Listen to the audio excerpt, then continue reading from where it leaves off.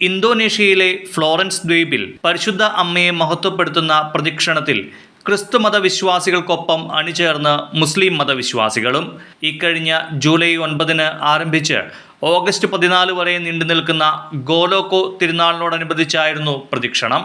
ഫ്ലോറൻസിലെ ബാരിയിലുള്ള ലുബുവാൻ Saint Martin's ഇടവകയിലായിരുന്നു ഇതിന്റെ ആരംഭം. നൂറുകണക്കിന് വിശ്വാസികൾ മരിയൻ പ്രദക്ഷിണത്തിൽ പങ്കെടുത്തു. ധാരാളം ആളുകളെ പങ്കെടുപ്പിച്ച് നടത്താൻ പദ്ധതിയിട്ടിരുന്നെങ്കിലും പ്രതികൂലമായ കാലാവസ്ഥ മൂലം മിതമായ രീതിയിൽ ക്രമീകരിക്കുകയായിരുന്നു.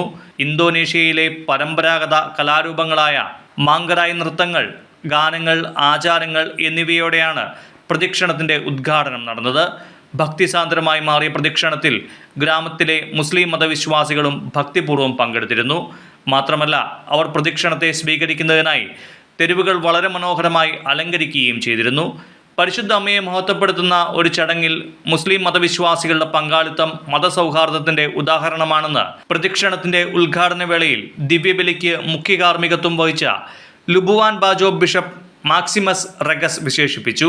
മതപരമായ പരിപാടിക്കപ്പുറം നാടിന്റെ മതസൗഹാർദ്ദം ഊട്ടിയുറപ്പിക്കുന്ന ഒന്നാണെന്ന് രൂപതയുടെ വികാരി ജനറലായ ഫാദർ റിച്ചാർഡ് മാങ്കു പറഞ്ഞു. ജൂലൈ 9 ആരംഭിച്ച മരിയൻ പ്രദക്ഷിണം ഓഗസ്റ്റ് 14 വരെ ലുബുവാൻ ബാജോ രൂപതയിലെ 26 ഇടവകകളിലൂടെയും കടന്നുപോകും.